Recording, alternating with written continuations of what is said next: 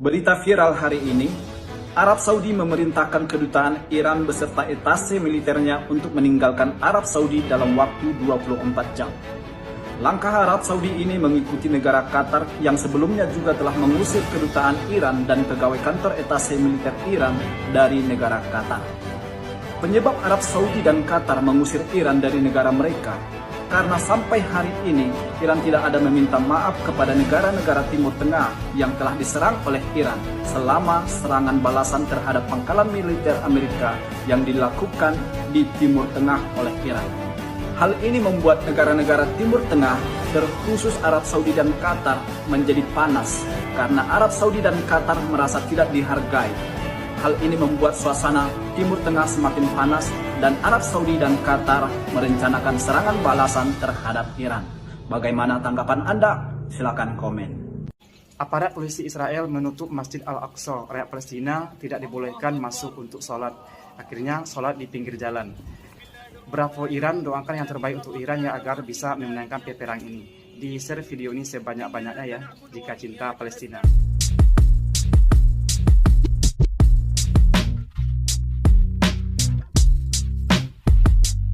Rezim teroris Iran semakin terpuruk dan semakin stres, teman-teman. Karena apa? Mulai panik, senjatanya mulai habis. Radar udaranya mati, pesawat tempurnya habis. Bahkan kapal tempurnya sudah tidak bertempur lagi. Jadi dia melakukan berbagai macam cara agar bisa dipuji oleh dunia. Seolah-olah mampu bertahan. Kita mampu nih bertahan dari serangan Amerika Serikat. Ingin begitu dia. Rezim teroris ini ingin membuat klaim semacam itu.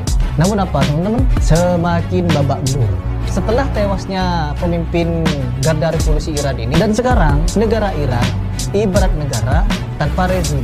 Karena orang-orang tertingginya sudah pada kabur kemana-mana. Apalagi ditambah semakin stresnya mereka, pasukan perangnya makin habis. Assalamualaikum warahmatullahi wabarakatuh dan salam sejahtera. Tanggal 20 Maret 2026, hari ke-21 dari serangan yang telah dilancarkan oleh rezim Zionis Israel dan juga Amerika ke Iran. Tentu saja sudah memasuki hari ke-21, artinya sudah hampir 3 minggu peperangan ini berjalan atau terjadi. Dan juga kita mengetahui bahwa banyak pemimpin-pemimpin Iran yang telah syahid, terutama pemimpin tertinggi Iran, Said Ali Khamenei. Banyak yang bertanya kepada saya tentunya dan juga bertanya-tanya bahwa apakah Iran sudah kalah? Apakah Iran begitu lemah sehingga banyak pemimpinnya yang mudah untuk tereliminasi atau syahid dan gugur, tewas atas serangan-serangan tersebut? Ada beberapa alasan yang ingin saya sampaikan.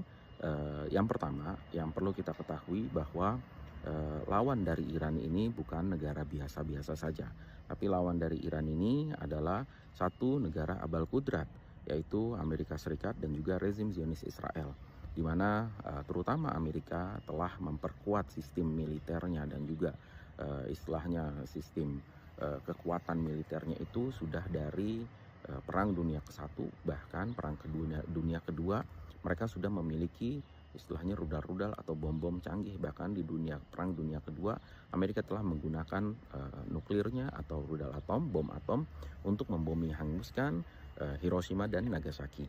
Di mana juga seperti yang kita ketahui bersama bahwa di belakang negara Amerika dan juga Israel, kita juga mengetahui bahwa ada negara-negara besar lain yang membantu dua negara ini, seperti contohnya Inggris, Prancis, dan juga Jerman yang tentu saja membantu persenjataan dan juga membantu sistem intelijensi atau membantu informasi-informasi intelijen yang akhirnya membantu Amerika untuk menyerang negara Republik Islam Iran. Dan yang kedua, negara-negara Teluk juga membantu negara-negara Arab, sangat disayangkannya, membantu Amerika dan Israel untuk menyerahkan tanah dan juga udaranya untuk menyerang Iran. Bahkan Amerika setelah 80 tahun setelah Perang Dunia Kedua itu membangun pangkalan-pangkalan militernya di negara-negara tetangga Iran, negara-negara Arab, Kuwait, Bahrain, Arab Saudi, Qatar, Uni Emirat dan juga negara-negara lainnya, sehingga begitu juga Irak, sehingga sangat dengan mudah Amerika dan juga Israel melancarkan serangan-serangannya ke Iran. Dan seperti yang kita tahu, persenjataan yang dimiliki oleh Amerika itu persenjataan yang cukup mutakhir dan juga cukup canggih. Walaupun mereka tidak memiliki rudal-rudal yang istilahnya canggih, tapi apa yang dilakukan sama mereka, rudal-rudal mereka cukup canggih dan ditembakkan dari jet-jet tempur seperti F-35. F-35 ini merupakan pesawat tempur tercanggih yang dimiliki oleh Amerika. Dan juga ada B-1, B-2, begitu juga pesawat tempur lainnya, kapal tempur, ya kan, kapal selam dan juga kapal induk yang dimiliki Amerika. Jadi seluruhnya apa yang dimiliki Amerika itu adalah hal yang sangat luar biasa, berteknologi canggih. Sehingga ketika Amerika melepaskan satu serangan, udah pasti serangan tersebut cukup presisi dan juga cukup mematikan. Sehingga siapapun yang menjadi target atau apapun yang menjadi target akan istilahnya hancur lebur, seperti itu. Itu yang pertama. Berarti yang dilawan oleh Iran adalah negara yang memiliki teknologi super canggih. Dan yang kedua, Iran memang tidak mengembangkan sistem air defense yang canggih. Karena menurut Iran, sistem air defense yang canggih pada akhirnya pasti akan jebol, pasti akan bolong. Karena yang dilawan adalah rudal-rudal canggih. Seperti apa yang terjadi sekarang ini di Israel dan juga di pangkalan Amerika. Mereka yang mengatakan bahwa mereka adalah negara apel kudrat dan memiliki teknologi yang super canggih. Tapi apa yang terjadi? Toh nyatanya air defense-nya mereka pun bolong atas serangan-serangan Iran.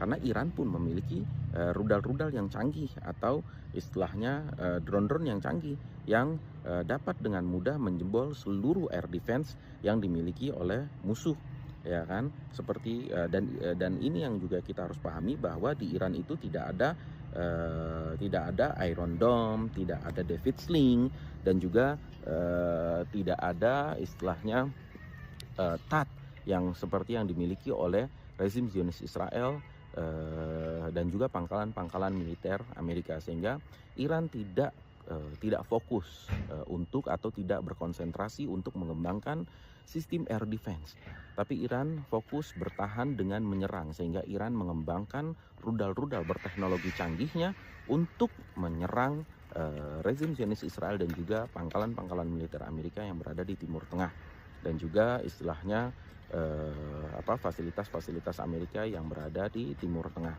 Jadi yang kedua, karena memang Iran tidak fokus untuk istilahnya mengembangkan sistem air defense, tapi Iran fokus untuk mengembangkan sistem penyerangan. Jadi Iran menyerang bertahan dengan cara menyerang, karena sehebat apapun air defense yang akan dimiliki satu negara pasti akan jebol. Seperti apa yang kita saksikan sekarang ini di rezim Zionis Israel dan juga pangkalan-pangkalan militer Amerika.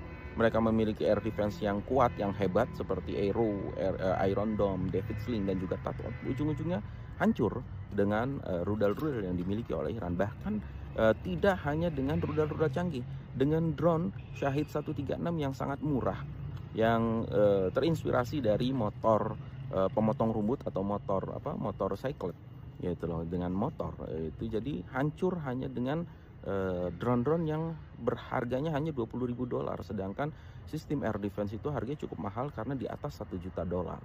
Sehingga memang Iran, jadi alasan kedua, memang Iran tidak berfokus untuk istilahnya mengembangkan air defense. Alasan yang ketiga adalah memang pemimpin-pemimpin Iran bukan seperti pemimpin-pemimpin negara-negara lainnya, bukan seperti pemimpin Amerika dan juga Israel yang ketika memulai perang mereka mencari tempat aman, mereka bersembunyi di istilahnya di bunker-bunkernya mereka, bahkan mereka pergi istilah ke luar negeri untuk menyelamatkan diri mereka.